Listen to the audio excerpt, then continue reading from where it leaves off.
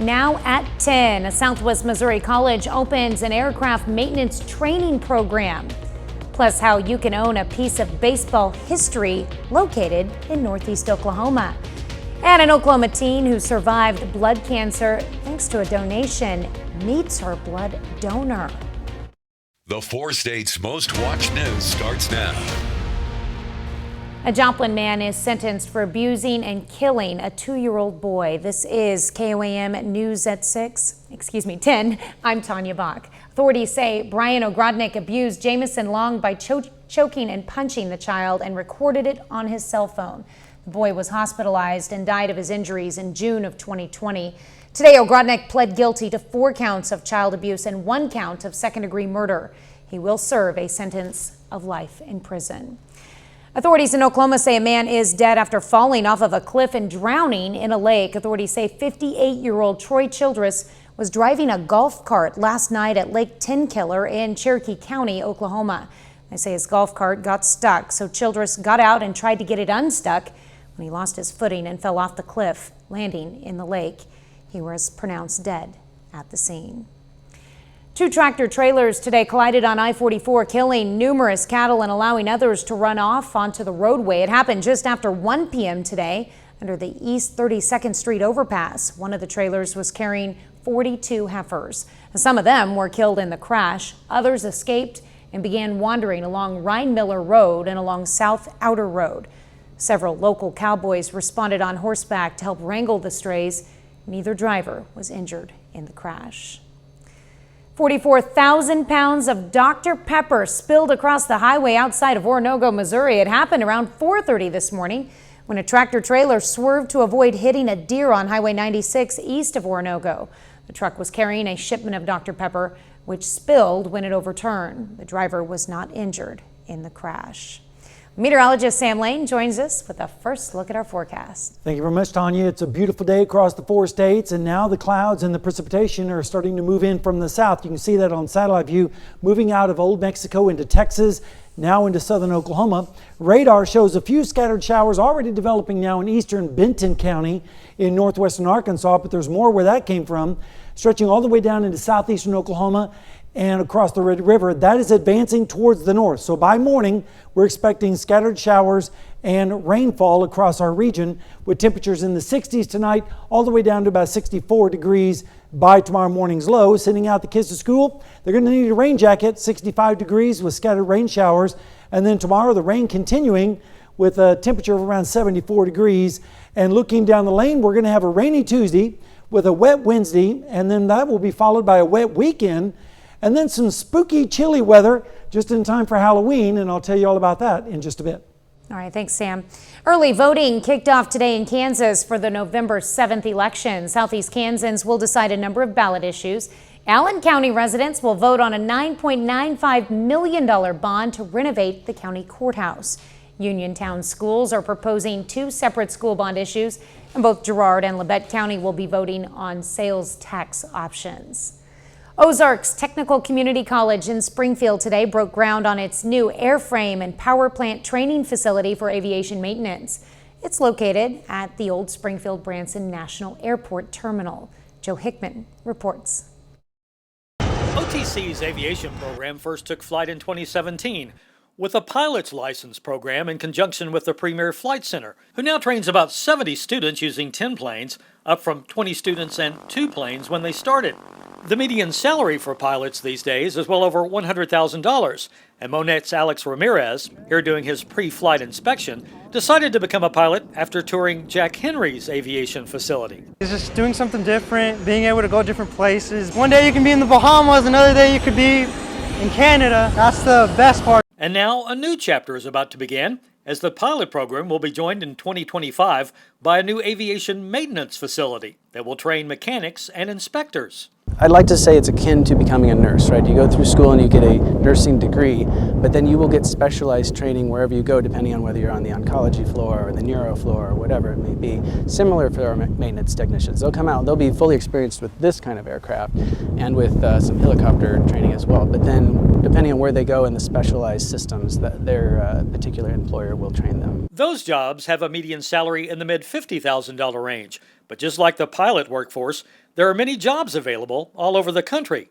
There will be a need for over 610,000 aviation maintenance technicians over the next 20 years. The $13.2 million aviation maintenance program is being funded by federal, state, county, and local money, as everyone seems to agree that there is a need and potential economic benefit for having it. In 2025, we'll have young men and women ready to begin a career that will change their lives and bring economic prosperity to this city. The direct workforce pipeline that will be coming out of this facility, we are actually setting aside multiple spaces for future airline maintenance spaces here with the goal of becoming a regional hub for airlines maintenance activity.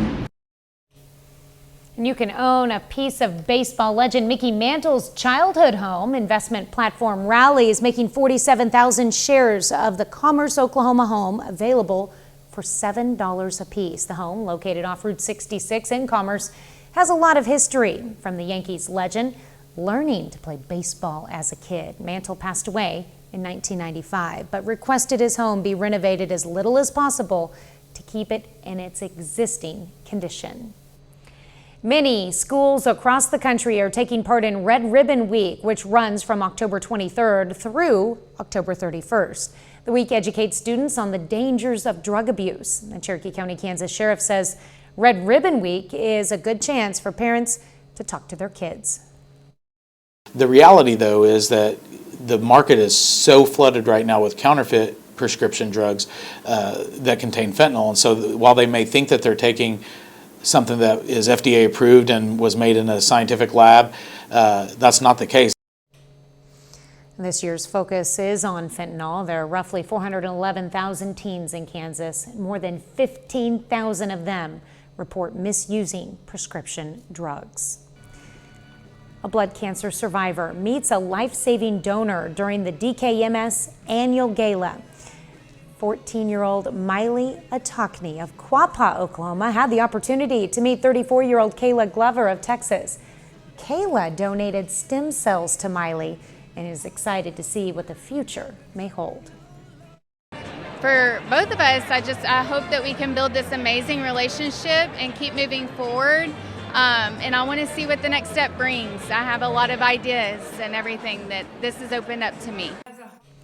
Kayla says when she received the call, her thoughts went to her daughter and husband's late friend. Their battle with cancer is what motivated her to help. Coming up, House Republicans go back to the drawing board in the race for a new speaker. Plus, an off-duty pilot is arrested after allegedly trying to shut off a plane's engines mid-flight. On day 20, without a Speaker of the U.S. House, Republicans are starting the process all over again. Tonight, GOP members heard from the 9 candidates who have filed to run for the position during a closed-door candidate forum. Minnesota Congressman Tom Emmer, who is already in a House leadership position as a majority whip, has won the support of former Speaker Kevin McCarthy. Israel has ramped up airstrikes across Gaza as the threat of a ground invasion looms ever closer. CBS News has learned the U.S. is pressing Israel to delay a ground war. The Biden administration says it does not dictate Israel's military response, but U.S. officials have been pushing to prioritize the release of more than 200 hostages and the delivery of humanitarian aid in Gaza. An off-duty pilot is charged with 83 counts of attempted murder after authorities say he tried to shut down the engines during a flight from Everett, Washington to San Francisco. Danya Bacchus has the latest.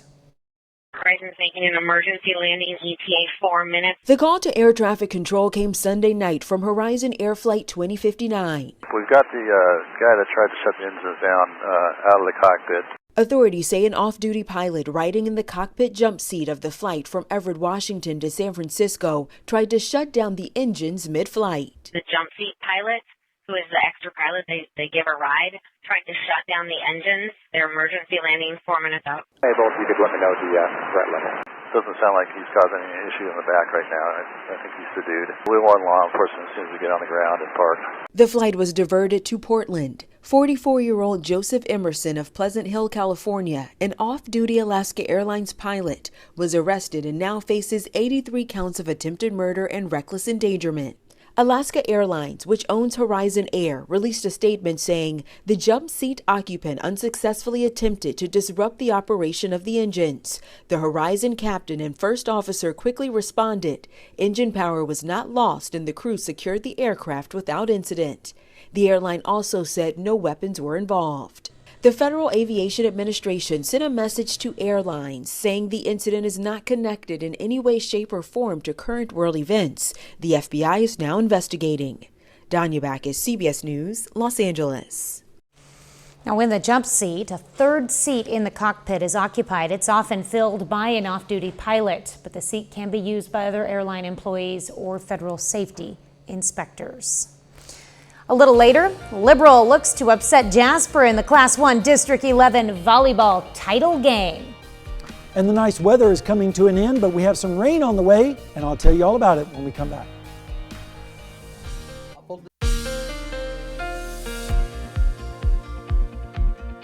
Well, it was a warm one across the 4 states with temperatures in the 80s in most locations with lots of sunshine.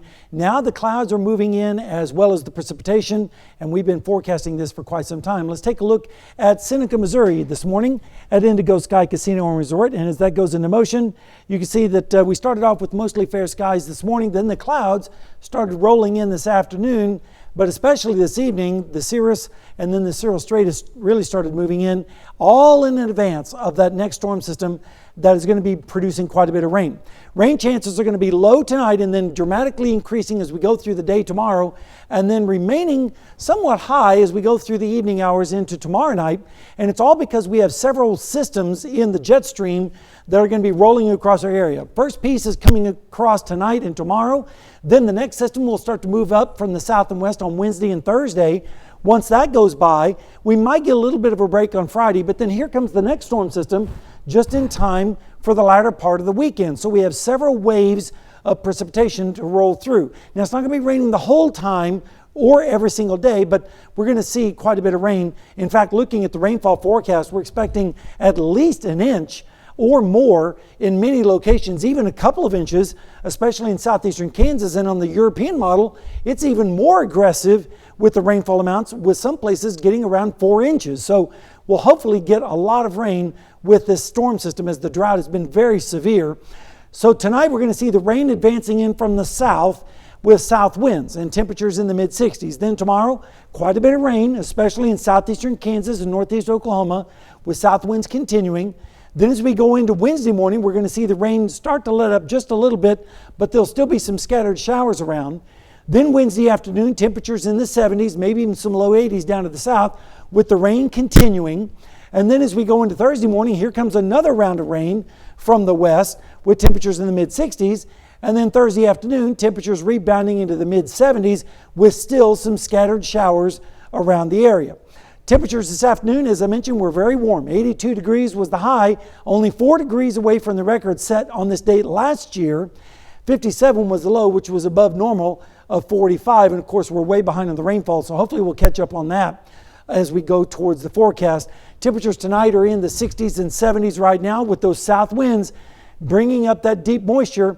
And over the next 7 days, we're going to have lots of moisture around with temperatures in the 70s and lots of rainfall. And then as we head towards the weekend, a little bit cooler in the 60s with the rain continuing. And then as we start the early part of next week, temperatures start to fall down into the 40s and lower 50s with lows in the 30s. In fact, our first freeze is likely going to be the morning after Halloween, 31 degrees. And speaking of Halloween, right now it looks like the rain's going to be in the morning. And then in the evening, things are going to be fine, but they're going to need a jacket as it's going to be a little bit chilly. So it sounds like there's going to be a bunch of frozen, smashed pumpkins come Wednesday morning. That's exactly right. Yeah, that's going to be fun to clean up. Right. Yeah. I know. I always have them on my porch, and it's like, really? Why? Yeah. They were so fun. All right, thanks, Sam. Well, still ahead, the Central Ozark Conference announces its softball player of the year. And the Jasper Eagles face the Liberal Bulldogs in the District 11 championship game. Brock Baldridge has those highlights and more.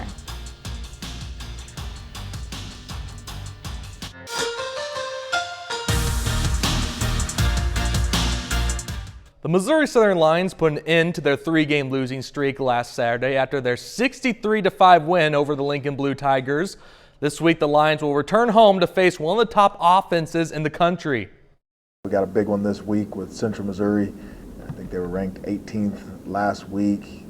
They come in with an explosive offense and a defense that is getting better week in and week out. Very dangerous team, and we'll have our work cut out, but we're excited to get to work on them and get them rolling. There's no team in this conference that we don't think that we can't score on. We'll go and we'll look at what they have and game plan against them, put some plays in that we like to see against their defense, and we'll use them against them.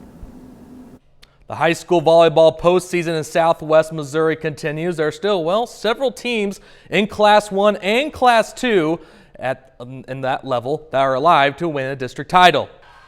Jasper versus Liberal in the Class 1 District 11 title game. Liberal looking to pull off the upset at home versus Jasper in the first set. Things looking good early on for Liberals. Abby Barton comes in with the kill. Lady Bulldogs are up 13-11 at that point, but Jasper starting to settle in as Crystal Smith hammers that one for the kill. The sophomore had a big night. Later in the set, Olivia Roberts comes sweeping in to give Jasper the 21-20 lead. Then set point, Crystal Smith again with some authority. Jasper wins the first set 25-21. Liberal still has faith though. In the second set, nice heads-up play there by Kale Hatfield, who goes over to Abby Barton to find the open floor. But still set point for Jasper as Livia Dumm gets the job done right there. Jasper wins the second set. So in the third set, Crystal Smith was a problem all night long, and she proves it once again. Another kill. Then that sets up match point. Jasper goes to who else? Crystal Smith lightly taps it over to keep it between the lines, and that will do it. The Jasper Lady Eagles continue their historic season as they beat the Liberal Bulldogs 3-0 to claim the district title. Well, it's really great. Our team has worked together really well the last 2 years, and we have came back with the same people, so it's really easy to work together and get along with each other and just fighting to the end. They have been to every single summer camp. They've had to go to weights throughout the winter. They've joined club volleyball teams. They're making sure that they're eating correctly and taking care of their bodies. Their hard work has certainly paid off these past several seasons. Well, the Class 2 District 12 Volleyball Championship also taking place tonight. Number 1 seeded El Dorado Springs Bulldogs take down the number 2 seeded Skyline Tigers. The Lady Bulldogs are district champions. The El Dorado Springs Bulldogs will face the Diamond Wildcats on the road for sectionals this Thursday in the Class 2 state tournament. In Class 1 District 11, that tournament there where the Thomas Jefferson Cavaliers are in the semifinals versus the Verona Wildcats, TJHS wins 3-1, and with that, the Cavaliers have advanced to the district championship game tomorrow night. On the other side of the District 10 bracket, the College Heights Cougars, they defeated Macaulay Catholic Lady Warriors. That means College Heights will face Thomas Jefferson tomorrow night, the Class 1 District 10 title. And the high school softball season has ended for, all of our local teams here in Southwest Missouri. However, postseason awards have came out today, including the announcement of the COC Player of the Year. All conference selections were released by the COC today, and Neosho's Carly Kennard was selected as the COC Player of the Year. Kennard finished the season with 5 home runs, 37 RBIs, and that wasn't enough for you. She also pitched 115 innings, 192 strikeouts, and a 2.18 ERA. The votes are in, and this week's Performance of the Week goes to the Seneca Indians. Seneca defeated the Nevada Tigers 40-36 last Friday to claim the conference title as Big 8 West champions. Seneca gets a bye week this week, and the Indians will host the winner of Cassville versus Aurora next Friday, November the 3rd. And final note here, before we finish things off with this sports segment, the Texas Rangers. Tanya, I'm calling it right now. I know the game's not quite over yet. It's 11-10 game, but the Texas Rangers currently lead Houston Astros in the bottom of the 9th inning, 11-4. There we go. There's our graphic. Yeah, the Texas Rangers, if they're able to hold on here, they will advance to the 2023 World Series with a win. And if they do that, they'll be the first appearance since 2011. Beating my team, the Astros. Darn it. Well, there's a lot of sports tonight, and it was good to see some district title games for volleyball. We got more tomorrow night. Yeah, imagine that. A lot of great games out there. Way to go, Jasper. There we go. Yeah. Pretty cool. Well, that's a look at sports. We're back with more news after this. Well, the Joplin History and Mineral Museum is getting into the Halloween spirit with a creepy doll contest. The museum has posted pictures of the dolls on its website and Facebook pages.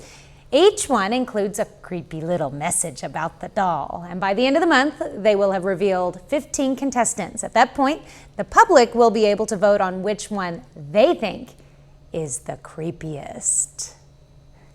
All right. Well, Halloween is right around the corner, but plenty of local communities are doing events before then. If you want to know about area events, you can check out our website, KOAMnewsnow.com, and the KOAM News app. We've collected a community calendar for events like trunk or treats, carnivals, and spooktaculars. It includes locations, dates, and times of the events. One-stop shop. That's right. And it looks like it's going to be a wet week weather-wise with lots of chances of rain across the area with temperatures in the 70s, then the 60s by the weekend. And then by the time Halloween rolls around, we'll start to see temperatures dropping into the 40s for highs and 30s for lows, but at least the rain will be over by Halloween morning. Right. So I think it's going to be okay for trick-or-treaters that evening. They're going to need a jacket though. Okay, final sports note. Pittsburgh State linebacker Luke Jennings named MIAA Defensive Player of the Week. I know we had a lot of sports today to pack all into that show and that little segment, but we got more tomorrow, believe it or not. Also, the Texas Rangers, they did advance to the World Series, so that has gone final. So they'll face the winner of the Diamondbacks and Phillies. They're playing Game 7 tomorrow night. Sounds good. Well, thanks for watching. We will see you tomorrow. Let's make it a great night and an even better tomorrow.